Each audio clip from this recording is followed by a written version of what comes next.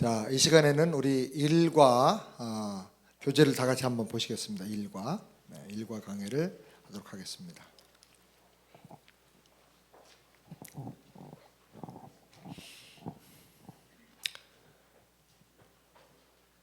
여러분 가지고 계신 교재 제일 앞에 보시면 일과가 있죠? 네. 천국으로의 길입니다.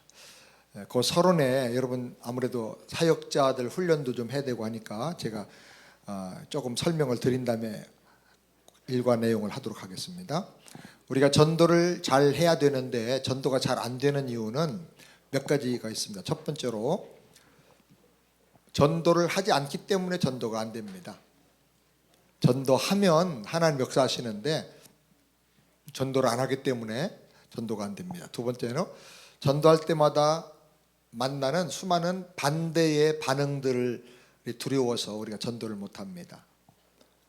두려움을 어떻게 이기고 해결할 방법을 우리가 못 배우기 때문에 그렇습니다.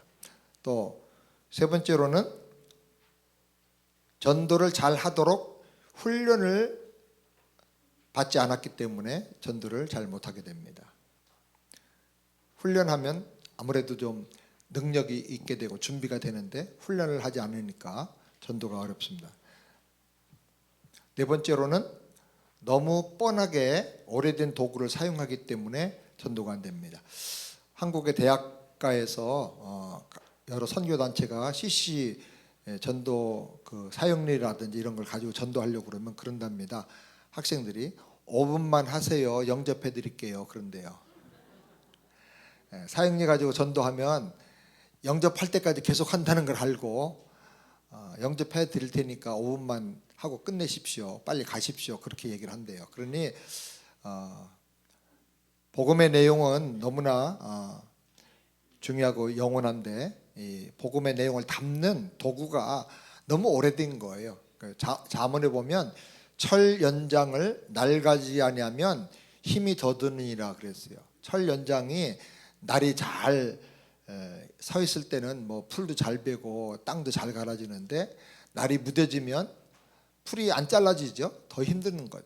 마찬가지로 이 전도의 도구들을 날 갈고 새롭게 준비를 다듬어야 되는데 그렇게 하지 않기 때문에 그렇다는 것입니다. 그리고 전도가 잘 안 되는 또 가장 중요한 다섯 번째 하나 더 이유를 한다면 내게 복음의 감격이 없기 때문에 그렇습니다. 복음이 내 복음으로 누려지지 않기 때문에 내가 신바람 나고 너무 행복한 복음이 되면 복음을 전하지 않고는 견딜 수가 없게 되는 것입니다. 그래서 우리가 무엇보다도 회복해야 될 것은 이 복음의 능력과 기쁨과 감격과 능력, 권세 이거를 회복을 해야 됩니다.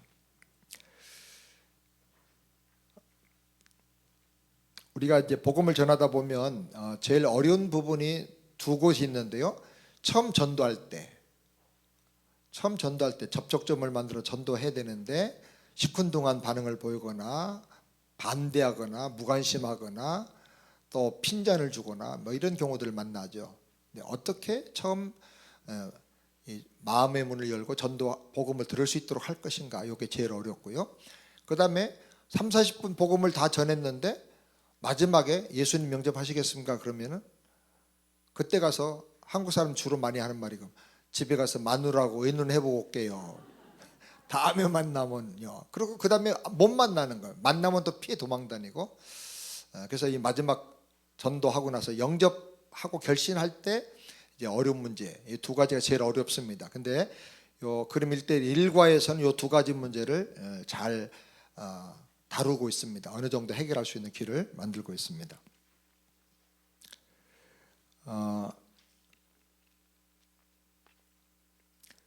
거부하는 사람들에게 이렇게 말합니다. 안녕하세요. 제가 너무 중요한 그림 하나를 보여드리려고 하는데 잠깐 시간 좀 내실 수 있으세요? 이렇게 접근합니다. 그림 뭘 얘기한다고요? 그림. 그리고 이 그림을 보여줍니다. 여기 그림을 보시죠. 혹시 이 그림 무슨 그림인지 아세요? 무슨 그림인지 아십니까, 여러분? 보신 적 있으시죠? 예. 유명한 천지창조 그림 중에 한 부분입니다. 누가 그렸죠? 미켈란젤로가 그렸는데 영어로는 마이클 앤젤스라고 그러죠. 미켈란젤로가 그렸는데 이걸 그림에 대해서 설명 많이 하시면 안 됩니다. 미켈란젤로가 누구냐면요, 뭐 이러고 또 뭐 교황이 어쩌고, 지금도 뭐 로마에 무슨 교회 가면 뭐 성당에요, 뭐 그걸 지금 얘기하러 온 게 아니니까 요거는 그냥 도약됩니다. 이거는 디딤돌로 딛고 일어나기만 하면 되는 거니까. 예. 그런데 이 그림을 잘 보시면요, 여기 중요합니다. 여기에 자매님의 인생의 모든 문제가 다 들어있어요.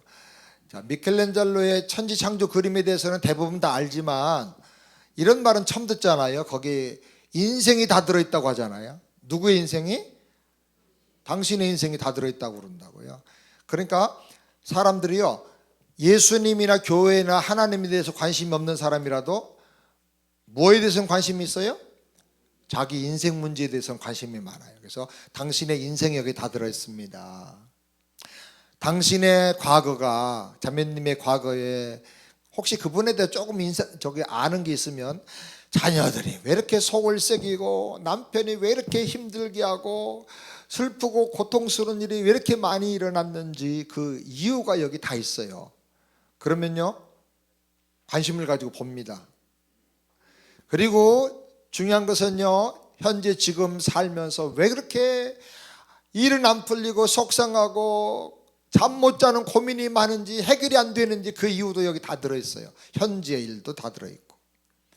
그리고 정말 더 중요한 것은요, 자매님의 미래, 앞으로 인생의 운명이 어떻게 될 것인지 여기 다 자세하게 들어있어요. 그러면요, 다 관심을 가지고 쳐다봅니다. 예수에게 끊이지도 말라던 사람이요, 자기 인생이 들어있다고 하면, 자기 미래 운명이 어떻게 될 것인가 들어있다고 그러면요, 고개를 쑥 빼고 와서 봅니다. 실제로 전도해 본 사람들이 하는 말이에요. 쑥 빼고 와서 다리 풀고 와서 이렇게 본대요. 자기 인생을 알고 싶어서. 공부 많이 한 사람들은 어떨까요? 공부 많이 한 사람들 더 관심이 많습니다. 공부 많이 한 사람은 미래에 대한 관심이 더 많습니다. 박사학위 받은 사람들은요, 박사학위 받기 전에는 퀄리피케이션, 그 시험 보는 게 고민이고, 학위를 받을 때 되면 이 학위 받고 내가 어디로 갈 건가, 교수로 나를 불러준 데가 있나, 어떻게 될까, 더 관심이 많아요. 그래서 새벽기도 안 나오던 사람도 막 열심히 나와서 새벽기도 합니다. 자, 여러분, 예를 들어서 연세대학교 앞에, 신촌이나 이대 앞에 가면 무슨 가게가 제일 많습니까?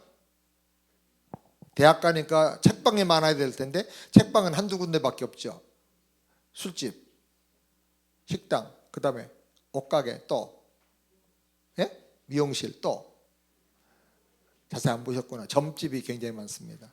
점집, 타로점이니 뭐 운명 철학관이니 뭐 이런 식으로 다른 이름들을 붙여놨지만 점치는 집들이 많습니다. 왜?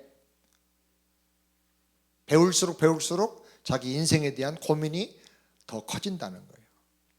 그래서 공부를 많이 한 사람도 자기 미래에 대해서 굉장히 관심이 많다는 거예요. 그래서 이 그림을 가지고 당신의 인생의 문제부터 풀어가면서 접근을 하는 겁니다. 이 그림 속에 당신의 인생이 들었습니다라고 말하고, 또 이 그림 속에 교회를 좀 다녔던 사람인 경우는 성경에 전체 핵심적인 중요한 내용이 다 들어있습니다.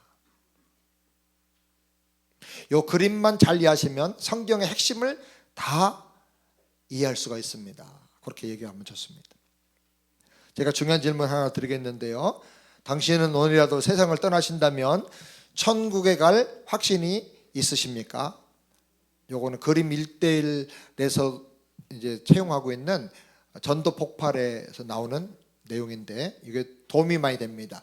이걸 꼭 물어보는데 왜 그러냐면, 그 사람이 가지고 있는 구원관, 내세관이 어떤가를 좀 알면 거기에 맞춰서 조금 더 맞춤형으로 전도를 할 수 있기 때문에 그걸 질문을 하는 것입니다.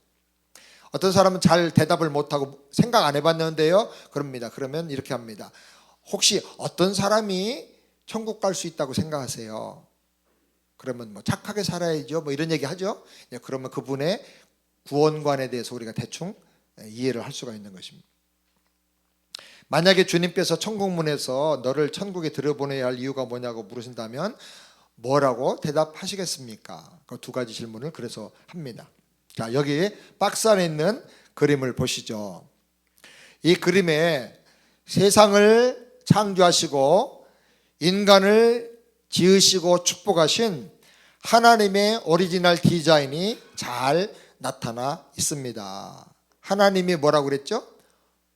오리지널 디자인. 다 같이 해볼까요? 하나님의 오리지널 디자인. 네. 우리 성경에 보면 하나님의 형상과 모양을 따라 사람을 지었다 그랬죠. 근데 하나님의 형상과 모양이란 말이 좀 이렇게 와닿질 않아요. 그래서 좀 우리가 좀 다른 말로 바꿨는데 조금 세련된 말로 오리지널 디자인. 영어지만 오리지널 모르는 사람 하나도 없어요. 시골 할아버지도요. 그 오리지널이야? 짝퉁이네. 여기 메이드 인 차이나 썼잖아. 오리지널 다 알아요. 그 다음에 디자인.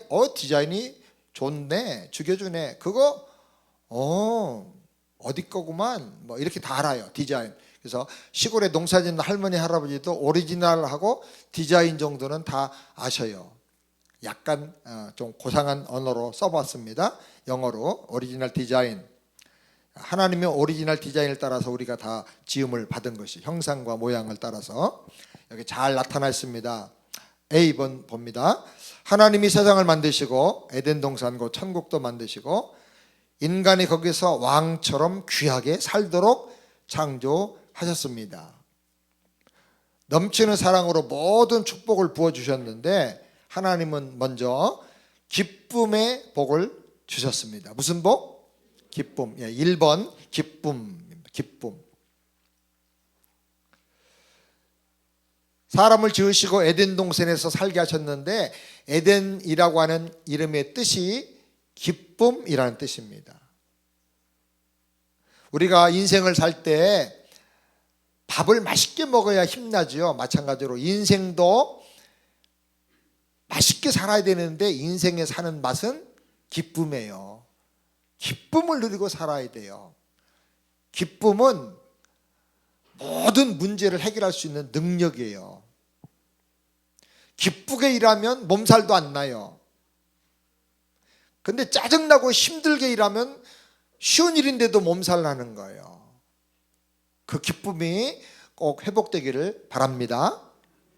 두 번째로 하나님은 번성의 복을 주셨습니다. 생육하고 번성하라 그랬는데요. 생육이라는 것은 생명이 건강하게 병들지 않고 잘 자라는 걸 말하고요. 번성은 숫자가 많아지는 걸 말해요.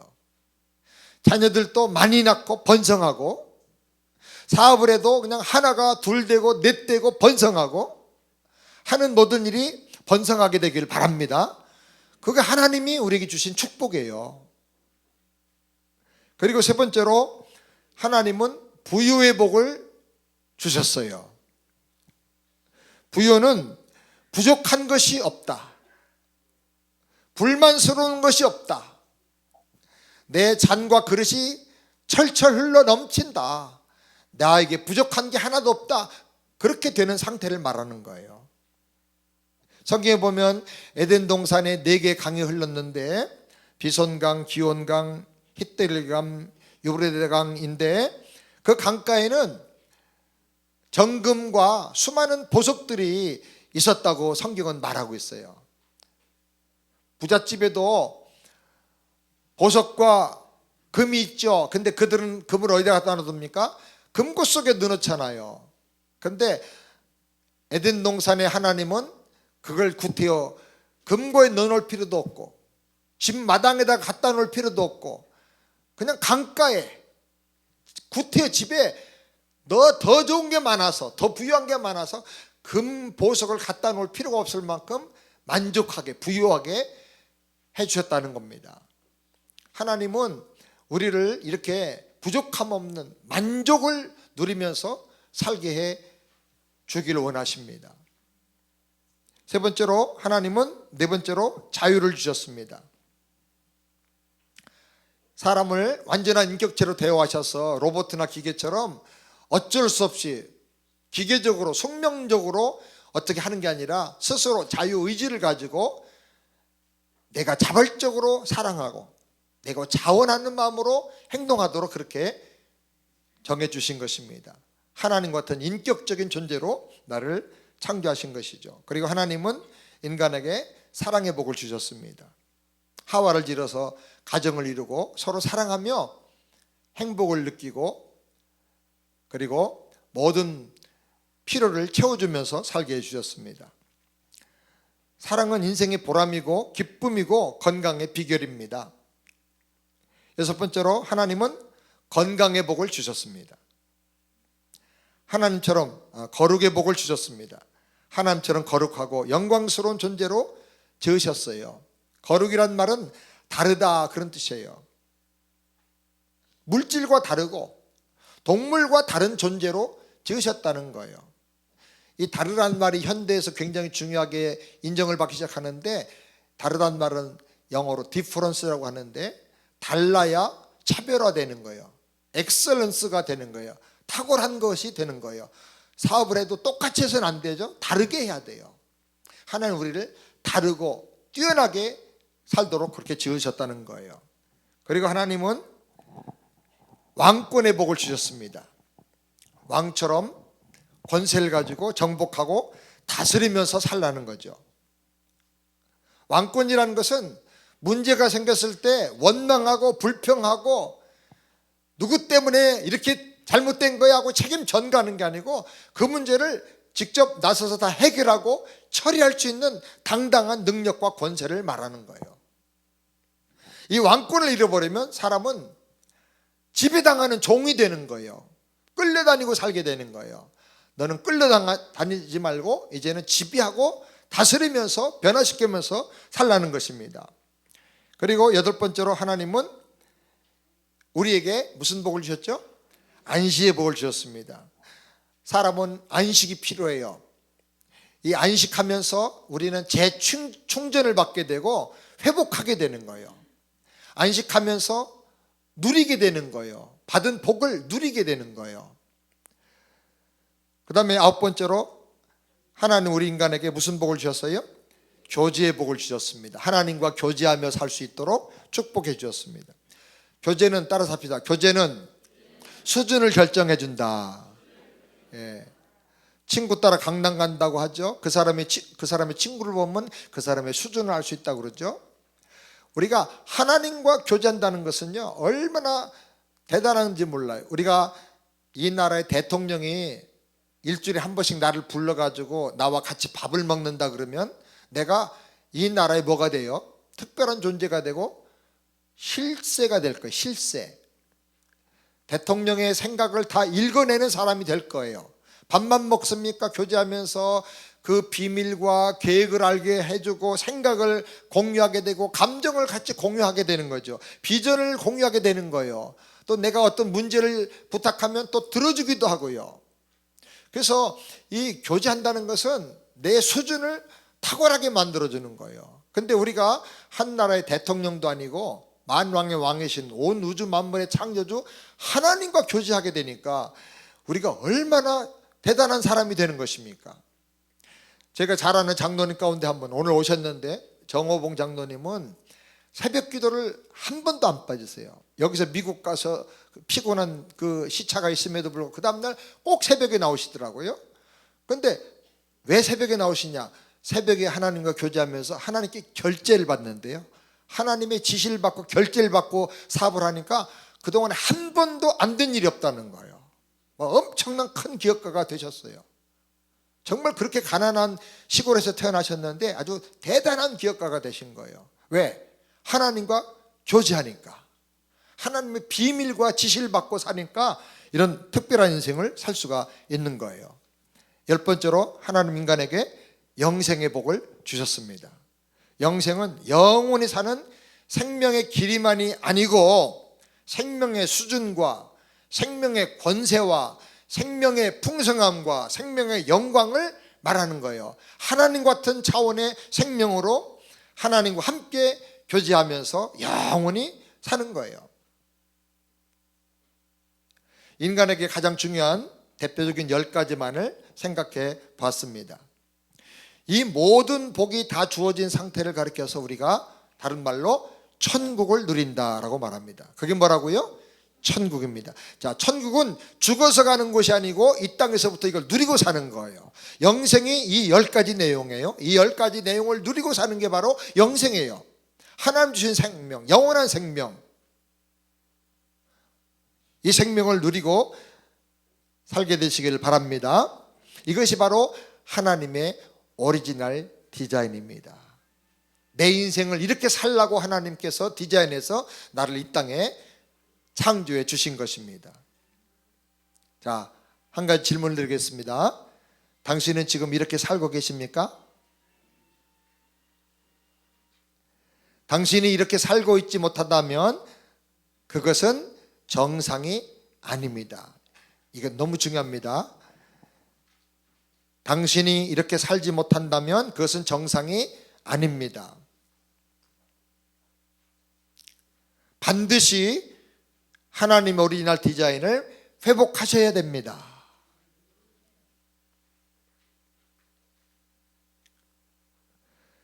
자, B번 보겠습니다. 하나님은 우리에게 너무나 귀한 천국의 복을 누리게 해주셨는데 여기 문제가 생겼습니다. 인간이 마귀의 시험에 빠져서 범죄함으로 하나님의 생명과 분리되고 단절되어 버린 것입니다. 성경을 보면 뱀으로 상징된 사탄이 인간을 시험했습니다. 인간은 사탄의 시험을 이기고 물리칠 수 있는 뭘 가졌죠? 왕권을 가졌는데도 불구하고 사탄을 물리치지 않고 오히려 사탄의 시험에 빠져서 죄를 범하고 말았습니다. 죄가 뭘까요? 죄는 내가 뭘 행동하는 그 죄보다도 먼저 죄의 중요한 내용은 먼저 첫 번째로는 하나님을 의심하고 불신하는 것입니다. 하나님을 의심하고 불신하니까 두 번째로 하나님의 말씀에 순종하는 대신에 거역하고 거부하는 것입니다. 불순종하는 것입니다. 그리고 마귀의 말에 순종해서 마귀의 종이 되는 것입니다. 영적 세계의 중요한 원리 중에 하나는, 원칙 중에 하나는 누구의 말에 순종하면 그의 종이 된다는 것입니다. 우리가 하나님의 말씀에 순종하면 하나님의 능력 있는 종이 될 수가 있습니다. 근데 마귀의 말에 순종하니까 마귀에게 비참하게 끌려다니는 종이 되고 마는 것입니다.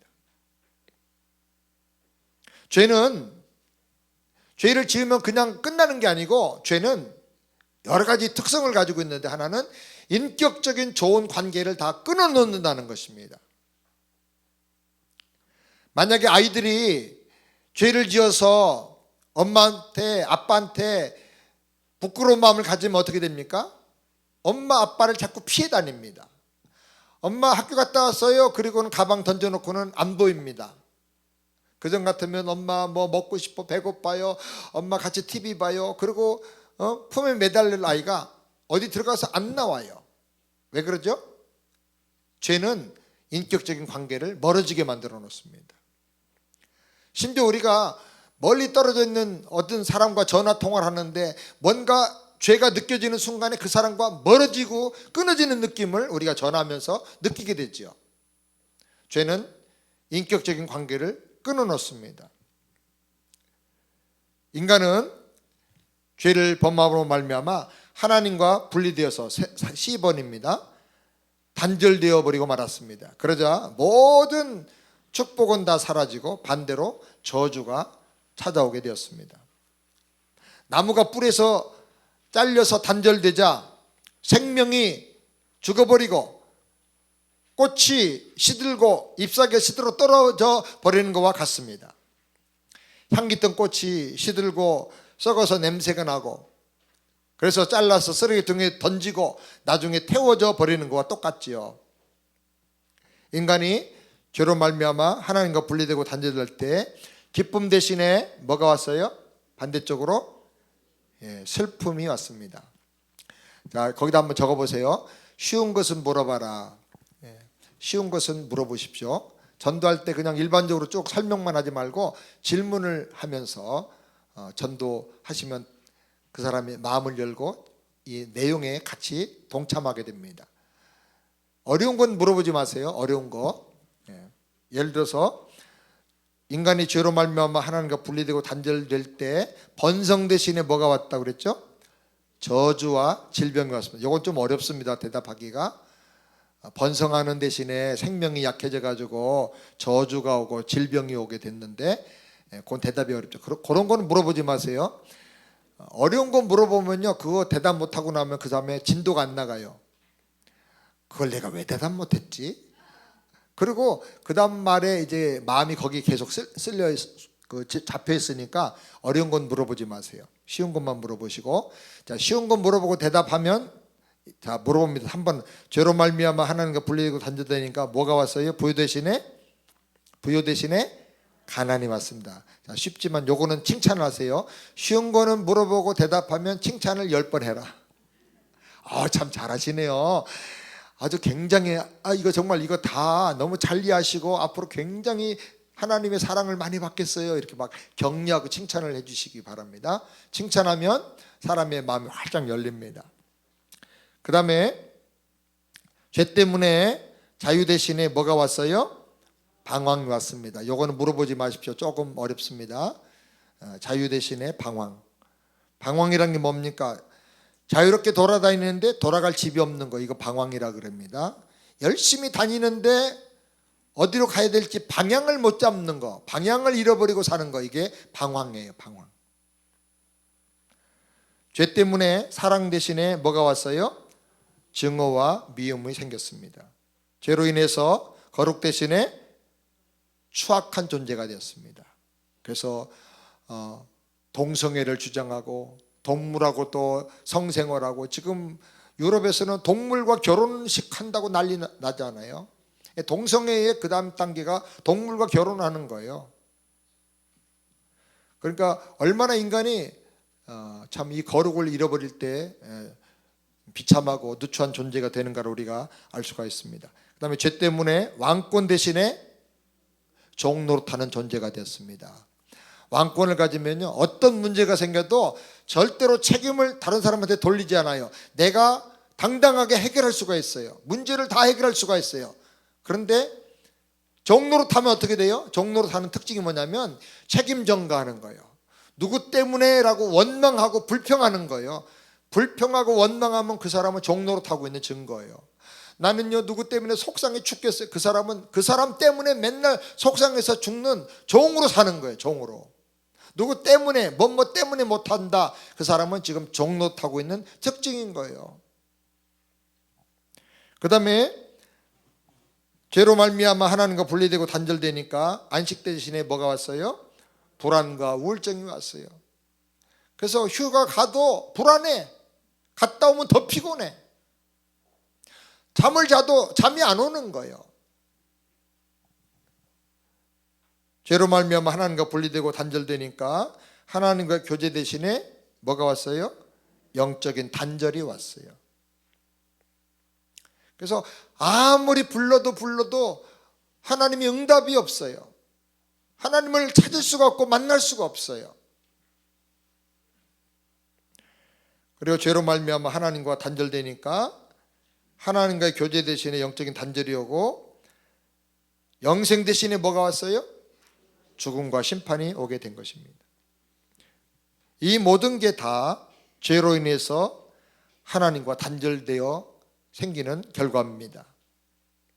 인간의 불행이 이 10가지 뿐이겠습니까?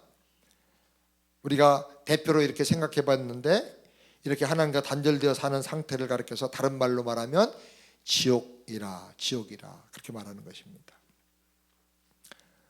지옥이고 심판이다. 당신은 지금 어디서 살고 있습니까? 자, 중요한 질문입니다. 손가락으로 짚어보세요 하시기 바랍니다. 당신은 지금 어디서 살고 계십니까? 자, 여기서 짚어볼 수 있죠? 자, 그림으로 전도하는 교재이기 때문에 참 중요한 것은요, 손가락으로 짚어보라고 할 수 있다는 거예요. 그 다음에 또 하나 질문입니다. 당신은 어디서 살길 원하십니까? 어디서 살기를 소원하세요? 거기다가 이렇게 말을 붙이세요. 한 번의 손가락 방향이 내 인생의 운명을 결정해요. 손가락 짚어보세요. 손가락으로 짚는 그대로 됩니다. 그리고 짚어보라고 그러세요. 근데 짚죠? 자, 우리가 마지막에 전도한 다음에 제일 마지막 결론 열매가 뭐예요? 결신하고 영접하는 건데, 이게 손가락으로 짚는 것은 결신하고 영접하는 마음의 준비를 하나하나 해가게 만들어줘요. 자, 손가락으로 짚는 사람은요 99%가 영접을 합니다. 그런데 쭉 설명만 듣고 마지막에 영접하겠냐 그러면요 갑자기 준비가 안 돼가지고 당황할 수도 있고 이상한 다른 마음이 생길 수도 있어요. 근데 쭉 짚어오던 사람이 여기서 살길 원합니다 하고 소원을 말하던 사람이면요 영접할 때 아주 쉽게 영접을 합니다. 그래서 이 그림으로 되어 있는 이 그림 1:1 교재의 중요한 특징은 손가락으로 짚어보게 하는 거예요. 질문하면서 중간중간 자기 상황을 인정하게 만들고 내 현재 모습을 인정하게 만들고 그 다음에 내가 소망하는 곳 어디로 가야 할 것인가를 손가락으로 가리키게 만드는 거예요. 이게 너무 중요합니다. 믿음은 뭐예요? 바라는 것들의 실상이고 보지 못하는 것들의 증거다. 바라는 것을 가리킬 때 실상이 나타나. 그 믿음의 하나의 작은 손가락질로 고백하는 거예요. 손짓이에요. 굉장히 중요합니다. 자, 그 다음에 D번, 인간은 하나님 형상대로 창조되었기 때문에 동물과 다른 영적인 지혜가 있습니다. 영혼을 사모하는 마음이 있습니다. 그래서 이 저주와 불행을 해결하고 천국을 회복하려고 노력을 하고 수고를 하게 됩니다. 인간이 수많은 노력을 했지만 그 모든 수고와 노력은 헛된 수고가 되고 말았습니다. 사람들이 어떤 노력을 할까요? 첫 번째로 선행을 하면 이 문제를 해결할 수 있다고 생각합니다. 선행. 그러나 선행으로는 죄를 해결할 수가 없습니다. 자기 병에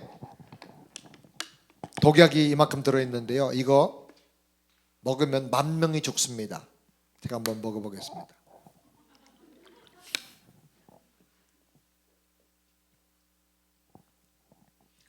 너무 진하네요. 너무 진해서 10,000명이 죽어요. 그래서 이거 너무 독해. 그래가지고 여기다가 물을 10,000병을 더 붓습니다. 자, 그럼 독약이 없어졌습니까? 그대로 있습니까? 네, 독약의 양은 그대로 있습니다. 다만 느낌에만 묽어졌다고 생각이 되는 거죠. 절대로 없어지지 않습니다. 이 말은 뭐냐면 생수, 선행을 아무리 갖다 부어도 죄, 독은 없어지지 않는다는 것입니다. 선행으로 죄를 없앨 수가 없다. 선은 선이고 죄는 죄다. 사람이 심판받는 건 죄 때문에 심판받는 거다. 죄값으로.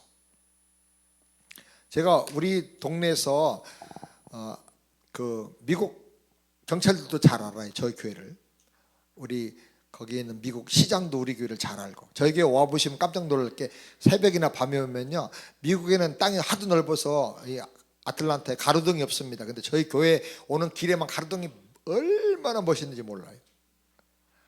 엘레강스 멋있는 가로등을 쫙 해놨는데요, 그 저희 지역의 경찰들도 그러고 누구도 다 우리 교회를 알고, 제가 그 교회 목사인 걸 많이 압니다. 근데 착한 일도 많이 하고요. 그런데 제가 한 번은 스피드를 저녁 예배 끝나고 이제 당에 늦게 하고 막 새벽에 막 하면서 너무 춥고 그래가지고 막 달렸더니 나도 모르게 스피드가 많이 오버됐어요. 근데 누가 뒤에서 따라오는데 밤이니까 경찰인지 몰랐죠. 한참 따라오더니 깜빡깜빡 하더니 나중에 엥 하더라고요. 딱 섰어요. 그랬더니 경찰이 왔어요. 딱 보더니 몇 마일로 달린지 아느냐고. 거기가 35마일 가야 되는데 제가 60마일로 달린 거예요. 60마일로. 딱 보더니 너 세안 패서구나. 알았어요? 봐줄까 안 봐줄까요? 안 봐줍니다. 제가 경찰서에 가서 장학금도 주고 장학금도 많이 갖다 줬어요. 막. 그리고 코비드 때 마스크 끼고 하라고. 왜냐면 미국 경찰들은 마스크를 자기가 사서 껴야 되거든요. 그러니까 마스크도 막 5천 개씩 갖다 주고 막 그랬어요. 그런데 안 봐줘요. 미국 경찰 절대로 안 봐줍니다. 한 번만 봐주세요. 그러면 LA 경찰은 그럼 no soup, 국물도 없어. 그런데 제가 딱지를 딱 뗐습니다. 제가 그동안에 거기서 막 선한 일을 얼마나 많이 했는지 몰라요. 근데 그건 하나도 안 봐주고요. 딱 뭐예요? 잘못한 거 하나 때문에 제가 벌금을 내야 돼요. 벌금 내야 되고 교육도 받아야 되고 재판도 받으러 가야 돼요. 재판도 갔습니다. 그랬더니 판사가 나중에 이것저것 참고해가지고 하긴 했는데 그래도 죄값은 치렀어요. 교육도 받고.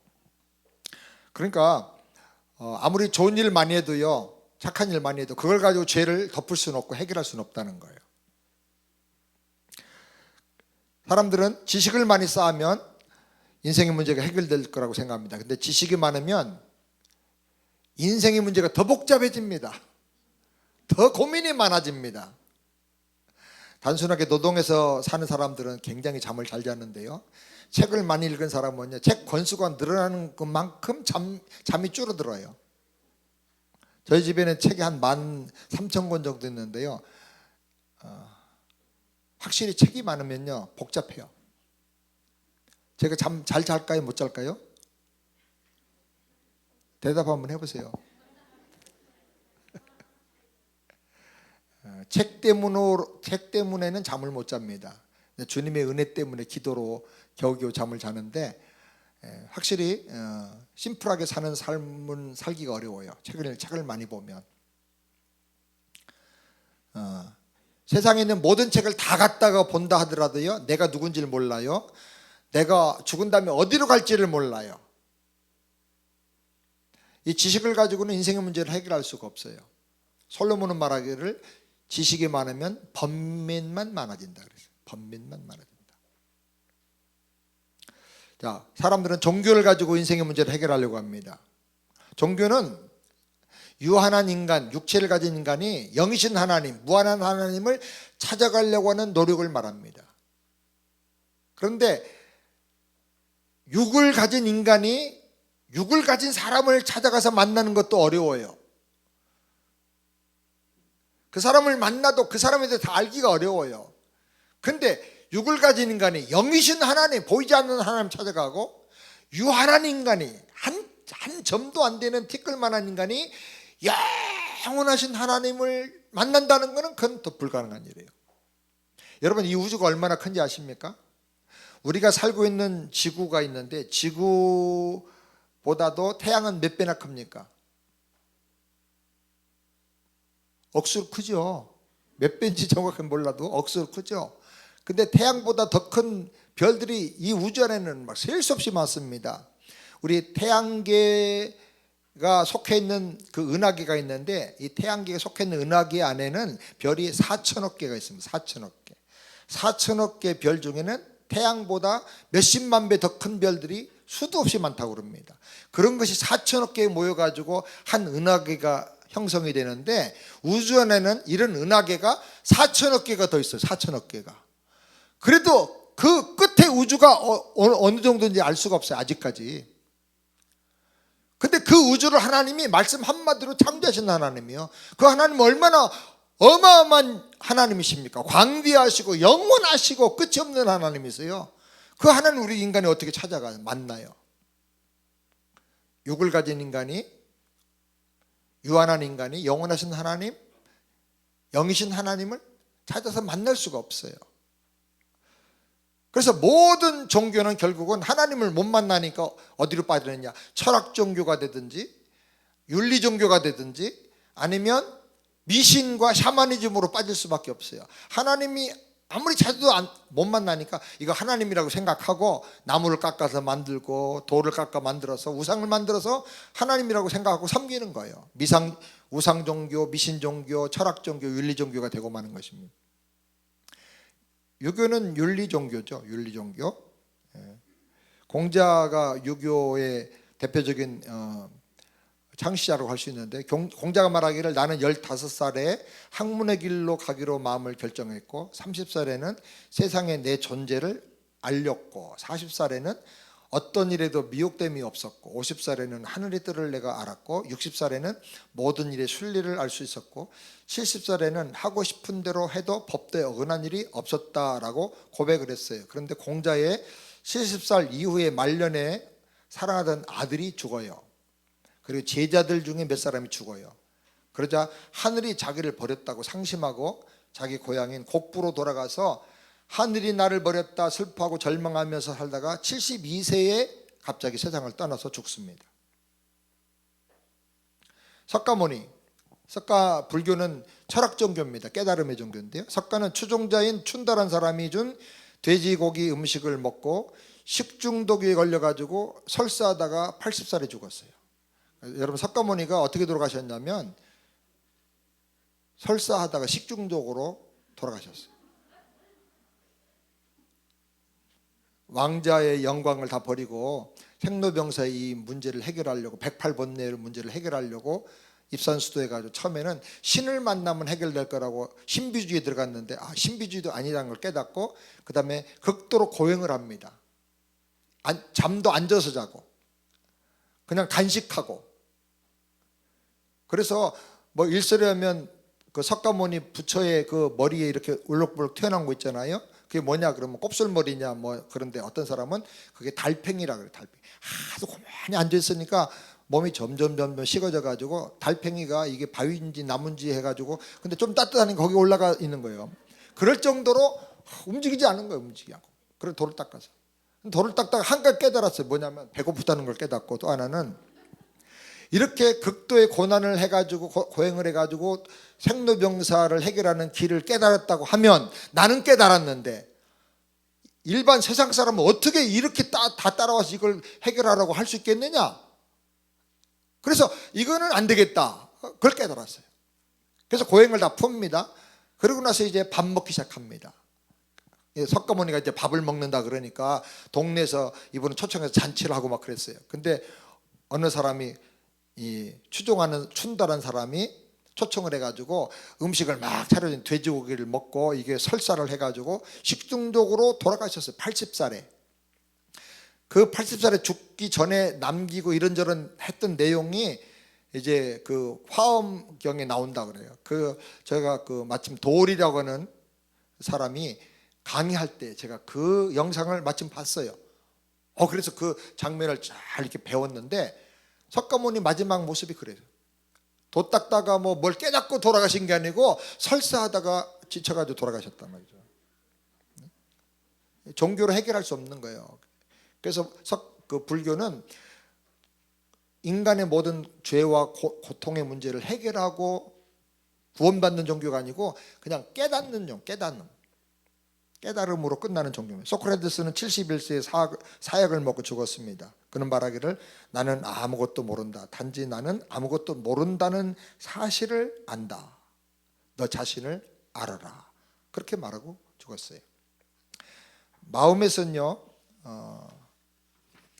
아내가 굉장히 많습니다. 11번째 아내까지 있었는데, 그는 50세 때에 자기가 하나님의 메시아라고 하니까 한 여자가 시험을 했어요. 고기 음식에다가 독을 섞어서 줬는데 그거 먹고 병들어서 오랫동안 고통 중에 있다가 62살에 죽어서 그 무덤이 메디나에 있습니다. 메디나에. 그래서 이 석가모니 마호메트의 무덤이 지금 이슬람의 성지가 됐죠. 메디나에 묻혀 있는 거예요. 그러니까 지금 무슨 말씀을 드리려고 하냐고 하면, 세계의 모든 종교로는 해결할 수 없었다는 거예요. 우리 한국의 근대사의 최고의 고승이라고 하는 성철 스님, 저하고 이름이 비슷해서 형님이냐고 누가 물어보더라고요. 아닙니다. 저는 상철, 그분은 성철인데 그분이 돌아가실 때 뭐라고 한지 아세요? 여러분 인터넷에 검색해보세요. 성철 스님의 최후의 유언. 인터넷에 많이 돌아다닙니다. 어떤 기자가 몰래 들어가서 취재를 했다고 그래요. 그분이 말한 거 핵심이 뭐냐면, 우리에게는 구원이 없다.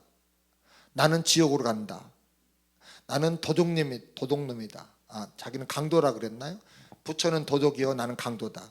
구원이 없는데 구원이 있는 것처럼 속였다는 거예요. 솔직하게 그렇게 고백을 했어요.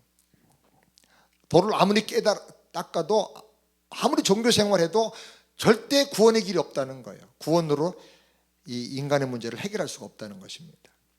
그 다음에 사람은 그래서 돈을 많이 벌면 물질로 이 문제가 해결될 거라고 생각합니다.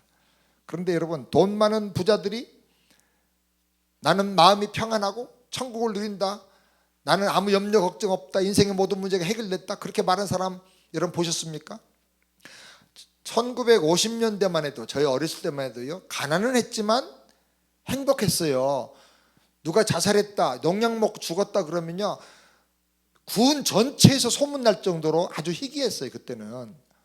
근데 한국은 지금 그때보다 100배도 더 잘 살아요. 얼마나 세계적으로 한국이 부자가 된지 몰라요. 미국에 살다가 오히려 한국에 오면요, 미국 촌에서 온 것 같은 느낌이 들 정도예요. 한국이 훨씬 더 문화적으로 발전돼 있어요, 여러 가지 시설이나 모든 게. 그런데 한국이요, 자살 지수가 지금 OECD 국가 중에 1등이에요, 1등. 이혼도 제일 많이 하고요, 불행 지수가 제일 많아, 발광 지수가 제일 많아, 분노 조절 장애가 제일 심해.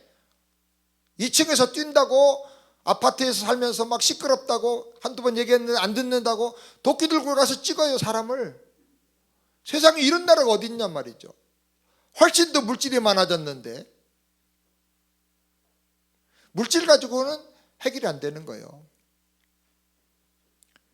그 다음에 사람들은 쾌락을 마음대로 누리면 인생의 문제가 해결되고 잊어버릴 거라 생각합니다. 돈으로도 해결 안 돼, 종교로도 해결 안 돼, 지식으로도, 선행으로도 해결 안 돼. 그러면 그냥 인생을 즐기자. 노세 젊은 노세 그러죠. 미국에도 그런 노래가 있습니다. 미국에도 캔세라 세라, 네 하고 싶은 대로 해라 그 말이에요. 근데 이렇게 하고 싶은 대로 막 하면요, 사람은 결국은 뭐가 되냐면요, 중독자가 됩니다. 중독자가. 쾌락의 끝에 가면 다 중독이 됩니다.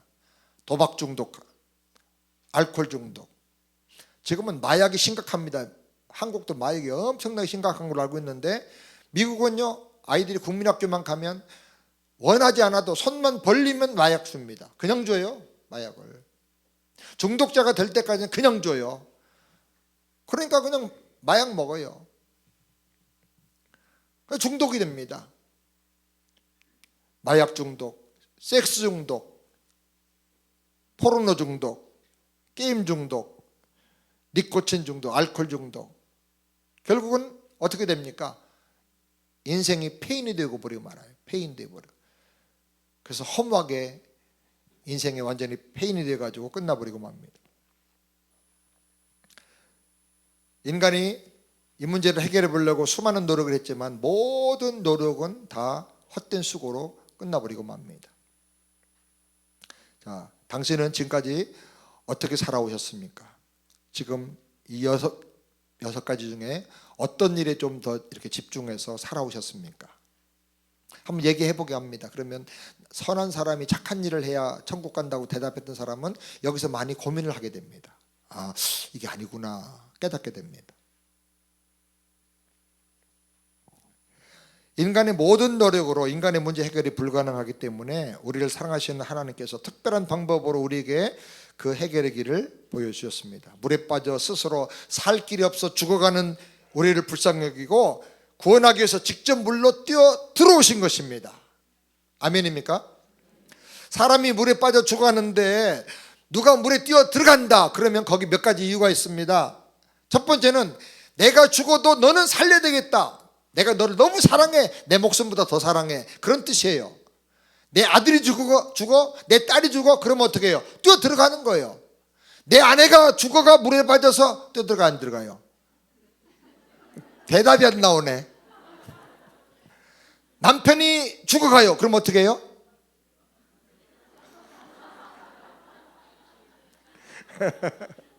죄송합니다, 제가 물어보지 말아야 될 걸 물어봤어요.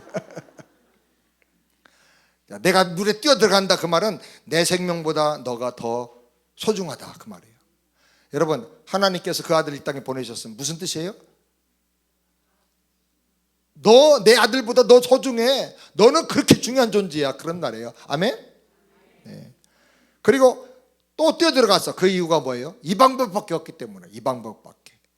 밧줄 던질 수도 없고 뭐 보트를 보내줄 수도 없고 책을 던져가지고 수영법 이거 읽어보고 빨리 수영 배워가 나와. 그것도 안 되고 이 방법밖에 없어. 이 방법. 오직 이 방법. 오직 예수. 아멘. 그리고 또 하나 이유가 있어요. 시간이 없는 거. 급해. 기다릴 수가 없어. 그래서 막 뛰어들어가는 거예요. 시간이 없기 때문에. 다급하기 때문에. 그래서 하나님께서 이 땅에 구원자를 보내셨습니다. 그분이 바로 누구예요? 예수님이십니다. 하나님 보내신 구원자는 예수 그리스도십니다. 그분은 하나님의 아들이십니다. 예수님께서 이 세상에 오셔서 자기 자신에 대해서 중요한 말씀을 해주셨는데 내가 곧 뭐예요? 길이요 진리요 생명이라고 하셨습니다. 그거 한번 다 같이 한번 읽어볼까요? 시작. 내가 곧 길이요 진리요 생명이니. 네, 여기 길이라는 말은 무슨 뜻일까요? 어디로 가는 길일까요? 네, 거기 보면 거기 성경 구절을 보니까 길이요 했는데 나로 말미암고는 아버지께로 올 자가 없느니라. 여기를 가리키면서 어디로 가는 길일까요? 그렇게 물어보세요. 어디로 가는 길이에요? 아버지께로 가는 길입니다. 진리라는 말이 무슨 뜻일까요? 진리. 쉽게 말하면 모든 인생의 해결이 안 되는 문제에 대한 해답이 진리예요. 해답. 선행으로 종교로 지식으로 다 안 되는데 오직 예수 그분으로 해결이 되는 거예요. 아멘. 그 다음에 생명이 뭐예요? 생명은 잃어버린 영원한 생명. 하나님의 오리지널 디자인이 회복된 생명.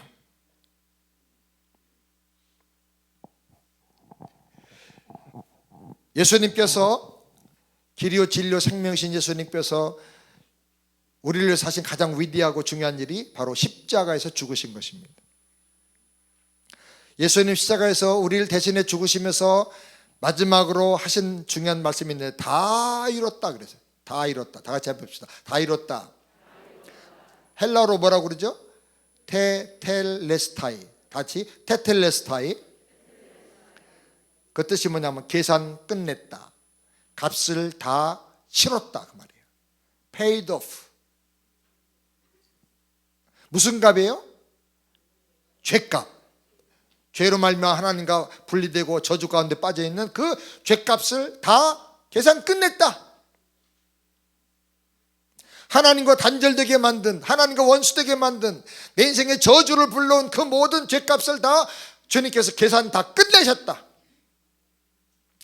그래서 나는 그 죄값 치르지 않고 저주를 당하지 않아도 되고 내가 심판당하지 않아도 되고 예수님 대신 다 값을 치르고 대신 심판당하셨다.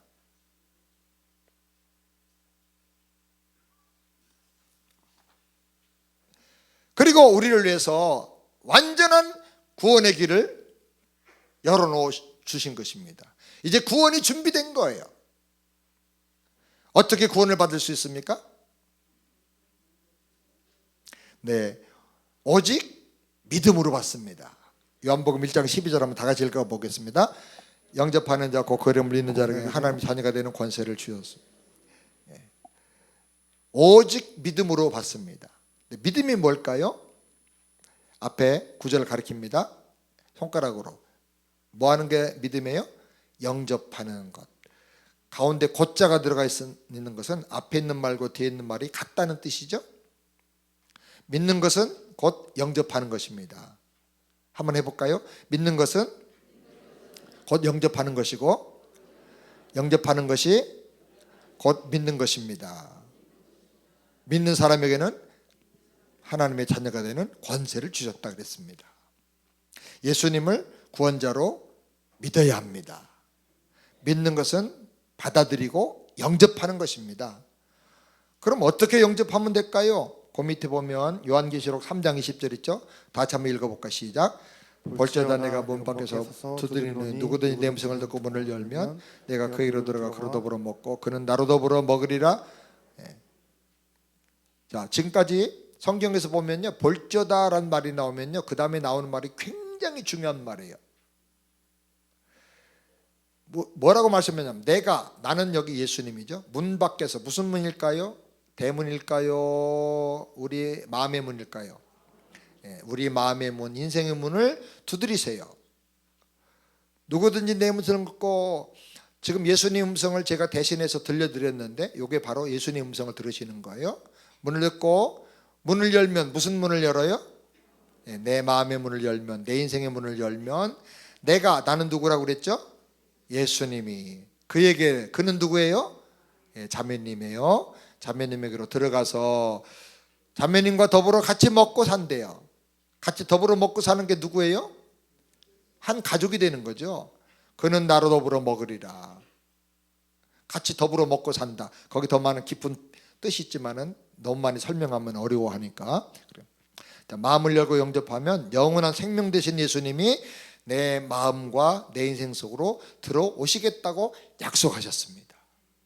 그리고 그의 생명과 풍성한 은혜로 살게 해주신다고 약속하셨습니다. 성경 구절 한 번 더 읽어볼까요? 요한복음 5장 24절 다 같이 시작. 내가 진실로 진실로 너희에게 이르노니 누구든지 내 말 듣고 또 나 보낸 이를 믿는 자는 영생을 얻었고 심판에 이르지 아니하나니 사망의 생명으로 옮겼느니라. 이 복된 구원의 말씀을 듣고 지금 들으셨죠? 믿는 자는, 믿는 게 뭐라고 했죠? 영접하는 사람은, 받아들이는 사람은 영생을 죽은 다음에 얻어요? 안 해요. 이미 그 순간에 얻었고, 심판에 이르지 않으니 죽어봐야 알아요? 안 해요. 이미 심판에 이르지 않아요. 왜 그러죠? 나 대신에 누가? 예수님이 대신 값을 치르고 심판 당하셨기 때문에 사망의 생명으로 옮겼느니라. 과거에 완료가 된 거예요. 아멘? 성경은 너무나 확실한 사실을 말할 때 과거형으로 써요. 과거형으로. 이건 너무나 확실하다. 절대로 변하지 않는 거다. 이제 한 가지 제가 질문을 드리기 원합니다. 결심 질문입니다. 당신은 예수 그리스도를 이 시간 구세주로 믿고 영접해서 구원받기를 원하십니까? 그렇게 묻습니다. 그 대답을 금방 안 하시면 당신은 어디서 살길 원하십니까? 손가락으로 한번 짚어보세요. 이 그림 중에 어디서 살길 원하십니까? 하고 손가락으로 짚어보게 하십니다. 쭉 손가락 짚어오던 분이기 때문에 아이고 교회는 나중에 못 나가더라도, 지금 못 나가더라도 여기 살고 싶죠, 뭐 이렇게 손가락 짚습니다. 어떻든 손가락으로 짚는 게 중요합니다. 교회 나오는 것보다 손가락으로 짚어서 예수님 영접하는 게 중요합니다. 영접하고 은혜 받으면 믿음이 생겨서 나오게 됩니다. 저절로. 두 가지.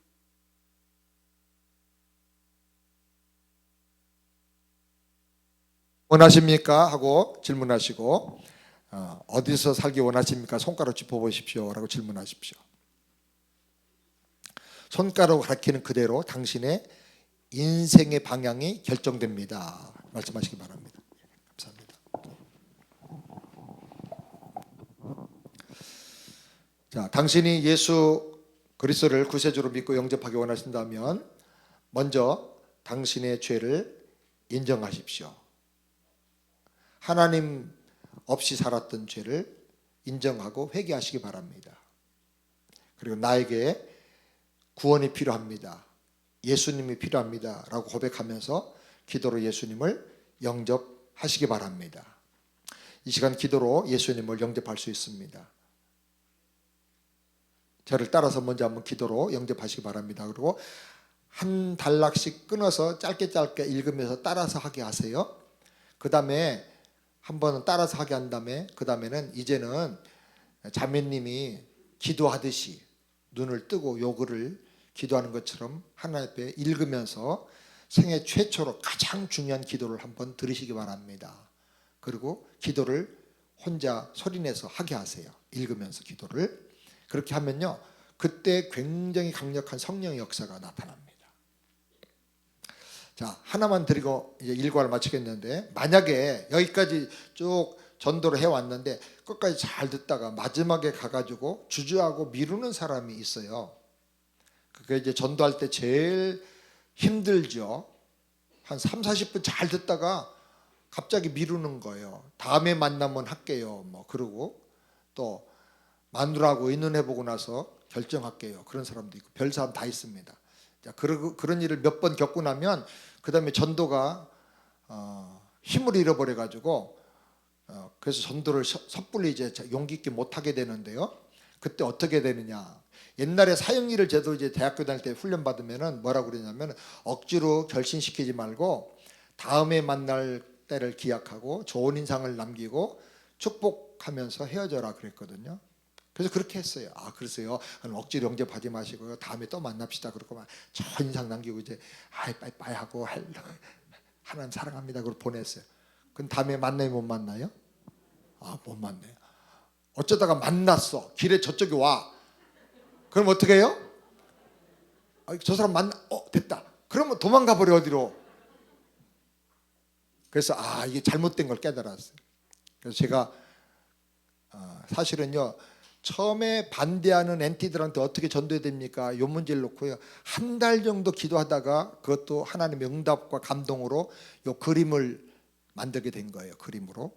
요 마지막 부분도 이제 이 교재를 만들 때 이것도 한 달 가까이 고민했어요. 한 달 가까이. 이거 해결이 안 되면 훈련이 안 됩니다. 옛날과 똑같은 방법을 해가지고는 뭐 안 되잖아요. 이미 시대가. 그래요. 어떡합니까? 하나님께서 이거 감동을 주시더라고요. 딱 격언인데, 쇠는 달궜을 때 때려라. 달궈졌을 때 때리래. 그래서 제가 그리고 이제 기도하면서 그 감동을 받고 자는데요, 꿈을 꿨어요. 꿈을 꿨는데 예수님이 전도하는 그 공생애 때로 제가 간 거예요. 가가지고 예수님이 전도하는 데를 따라다녔어. 근데 성경에도 보면 너는 나를 따라오라 그러니까 제가 가서 아버지 장사하고 뭐하고 오겠습니다. 그러니까 예수님께서 죽은 자들로 하여금 장사하고 너는 날 따라, 그런 말씀도 나오잖아요. 어떤 사람 전도하니까 어떤 사람이 그러는 거예요. 똑같이 만누라고 의논해보고 나서 결정하겠습니다. 예수님이요, 그때 딱 답을 주시는 거예요. 내가 하는 말은 내가 영원히 구원받지 못하고 지옥의 저주 속에 들어가도 된다는 말이냐? 이렇게 주님께서 딱 강하게 책망하시더라고요. 그래서 제가 그걸 깨달았어요.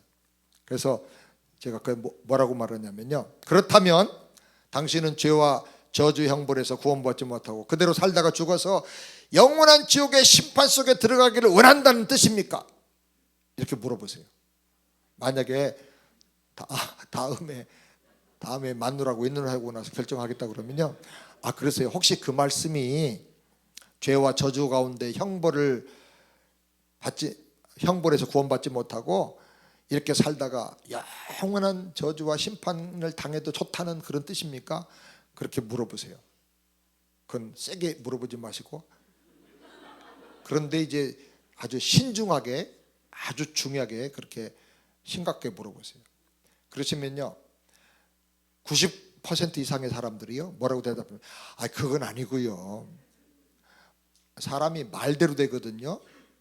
그건 아니고요. 자기 말한 대로 진짜 구원받지 못하고 저주 받아서 영원한 심판 당하게 되길 원하느냐는 말이냐고 물어보면요, 정색을 합니다. 그건 아니고요. 그러면 어떻게 하시냐면요, 교회를 당장 다니는 게 중요한 게 아니고요, 어디서 살기를 원하시냐고요. 어디서 살기를 원하시냐, 손가락으로 짚어보세요. 그래서 손가락을 먼저 짚게 하고, 그 다음에 거기로 가려면, 거기 가서 사시려면 어떻게 된다고 그랬죠? 예수님 영접해야 된다며요. 이제 대답합니다. 예수님이 누구시라 그랬죠? 길이고 이제 여기 다 답이 있으니까 가르쳐 주는 거예요. 길이고 진리고 생명이시라 비서요. 그리고 거꾸로 이제 복습합니다. 복습을 한번 복습을 쫙 간단하게 해주면서 예수님을 영접하는 기도를 하게 하는 것입니다. 그러면 그렇게 했던 사람이요, 정말 영접하면서 정말 하나님 앞에 큰 감동을 받고 은혜를 받고 변화가 되는 것을 많이 보게 됩니다. 자, 여러분, 이 복음이 여러분의 복음이고 여러분의 기쁨이 되기를 바랍니다. 이미 여러분의 구원의 확신을 가지신 분들은 이미 이 놀라운 은혜를 받으신 분들이에요.